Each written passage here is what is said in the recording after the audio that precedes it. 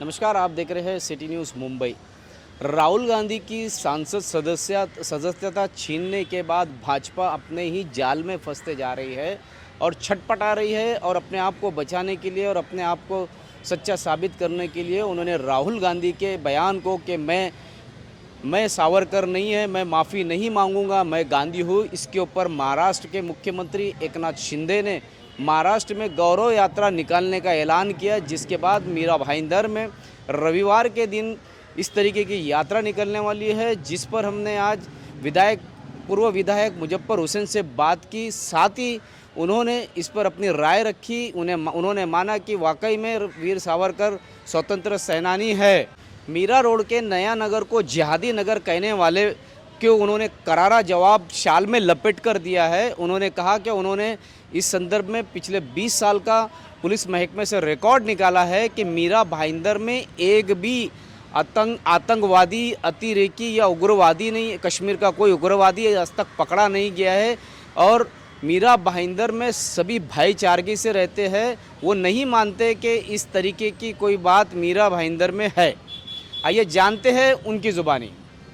आज की जो पत्रकार परिषद है, ये इस देश की लोकतंत्र जो खतरे में है, इस देश की लोकतंत्र को जो ख़त्म करने का काम बीजेपी की केंद्र की सरकार अलग अलग माध्यम से पिछले कई सालों से करते जा रही है। और अब जाकर के तो उन्होंने हद कर दी कि जुडिशरी का भी इस्तेमाल साफ तौर पे उन्होंने किया। ये साफ सुथरा नज़र आता है आदरणीय हमारे नेता राहुल गांधी जी के ऊपर जो सूरत के कोर्ट में डिफेमेशन का जो सूट था, जो एक सिविल स्वरूप का था, उसको क्रिमिनल स्वरूप के अंदर बदल के उसमें जो मैक्सिमम पनिशमेंट है 2 साल की, वो उन्होंने सुनाई।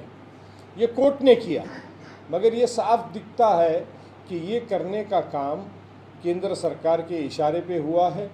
क्योंकि लोकसभा के अंदर राहुल गांधी ने जिस दिन से अडानी को लेकर के और अडानी के माध्यम से शेल कंपनीज, ऑफशोर कंपनीज और करोड़ों अरबों रुपए की जो मनी लॉन्ड्रिंग होकर के पैसे इस देश में शेल कंपनी के माध्यम से इस देश में आए, डिफेंस में वो पैसे लगे और वेरियस अलग गवर्नमेंट के डिपार्टमेंट के देश के अंदर के देश के कामों में लगे, इसकी जब उन्होंने उसकी इंक्वायरी मांगी और अडानी के पास एकदम से अचानक से अलाउद्दीन के चिराग की तरह पैसा घसते ही 1000 करोड़ से लाखों हजारों करोड़ रुपए कैसे संपत्ति जमा हो गई, इसके लिए जो उन्होंने जेपीसी जॉइंट पार्लियामेंट्री कमेटी की जो मांग करी और उस मांग करते ही तुरंत जो है ये सूरत का मामला जो 4 साल से बंद पड़ा हुआ था उसे खोला गया और तुरंत उस पर फैसला सुनाया गया।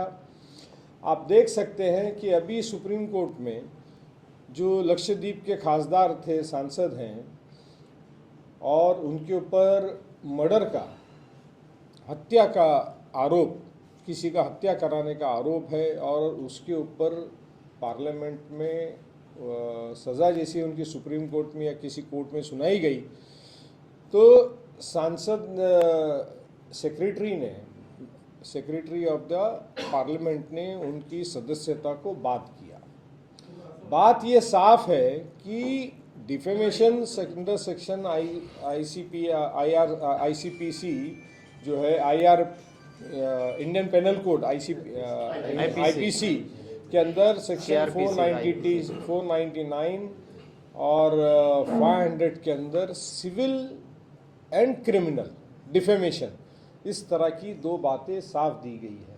अब ये जज के ऊपर, कोर्ट पे आधार होता है कि वो उसे सिविल साइड समझे कि क्रिमिनल साइड समझे। क्रिमिनल साइड किसको समझा जाता है कि अगर आपने हत्या करी हो, लूट किया हो, डकैत किया हो, बलात्कार किया हो, राइट्स किया हो या और दंगे किया हो या हथियार रखे हो या देश के खिलाफ में आपने कुछ इस तरह की हरकतें की हो जिसकी वजह से देश का और बाकी का डिफेमेशन हो रहा है, उसे क्रिमिनल बाय एंड लार्ज माना जाता है। ना कि प्रचार के अंदर भाषण करते वक्त, रेफरेंस देते वक्त। रेफरेंस भी किसका दिया गया? नीरव मोदी का और दूसरे मोदी ललित मोदी का। इन मोदियों का नाम लेकर के दिया गया, नाम लेकर के, इस तरह से नहीं कहा। उदाहरण के तौर पे कि भाई प्रुनेश मोदी जिन्होंने केस दाखिल किया है, या बिहार के जो मोदी साहब है बीजेपी के, उनका विशेष नाम लेके नहीं, जिन लोगों का नाम विशेष लेकर के वहाँ पे कहा गया कि भाई ये मोदी सरनेम के लोग ही चोर क्यों हैं, बड़ा ही स्पष्ट है। वीडियो उठा करके अगर देख ले, पता नहीं कोर्ट ने उसे क्यों नज़रअंदाज किया।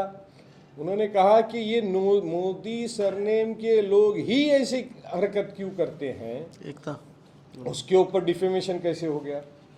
रविवार के दिन शिवसेना भाजपा वीर सावरकर के नाम से एक गौरव यात्रा निकाल रही है। वहीं पर कल एक फैसला आया है कल सुप्रीम कोर्ट में जस्टिस जोसेफ ने कहा कि धर्म के नाम पर इस तरीके से मतभेद करना उचित नहीं है, सही है, नामर्दानगी है और गौरव यात्रा निकाले जाने वाली है। और उसमें उन्होंने खास करके चेताया है कि किसी भी तरह की अभद्र टिप्पणी अन्य समाज पे नहीं करना चाहिए। और कल वापस गौरव यात्रा निकलने वाली है। क्या लगता है कि वापस किसी व्यक्ति किसी विशेष समाज को फिर टारगेट किया जाएगा? ऐसा है, सुप्रीम कोर्ट ने जो टिप्पणी करी है, कोई जजमेंट नहीं दिया है, अपना ऑब्जर्वेशन उन्होंने बताया है। कोई याचिका उसमें दाखिल हुई है और उसमें अपना उसने ऑब्जर्वेशन दिया। जैसा कोर्ट हियरिंग सुनते वक्त में कई ऑब्जर्वेशंस अपने देते हैं, लेकिन वो आदेश नहीं होता है, क्योंकि वो जुडिशरी पे बैठे हैं, वो घटना के कॉन्स्टिट्यूशन की कस्टोडियन भी है। तो उन्होंने ये इनडायरेक्टली ये बताया है, मैं उसका इंटरप्रिटेशन इस तरह से करता हूँ कि भाई ये देश में घटना है, कॉन्स्टिट्यूशन है और हर एक को अपनी तरकीब से जीने का अधिकार है, जिस तरह से बोलने का अधिकार है, मगर उसी तरह से किसी पे अन्याय करने का अधिकार किसी को नहीं है। किसी के ऊपर गैर हरकत करने का, क्रिमिनल एक्ट करने का, या किसी को बदनाम करने का, या किसी समाज के ऊपर आक्षेप लेने का काम नहीं है, ये अधिकार घटना नहीं देता। ये उसका बाय एंड लार्ज उसका इंटरप्रिटेशन उसका होता है। अब गौरव यात्रा निकल रही है, अच्छी बात है। मैंने तो खुद कहा कि भाई सावरकर जी स्वतंत्र सेनानी थे और किसी ने एक दिन भी जेल भोगा है स्वतंत्र के लिए तो हम उसका मान सम्मान करते हैं। ये देश का हर नागरिक उसका मान सम्मान करता है।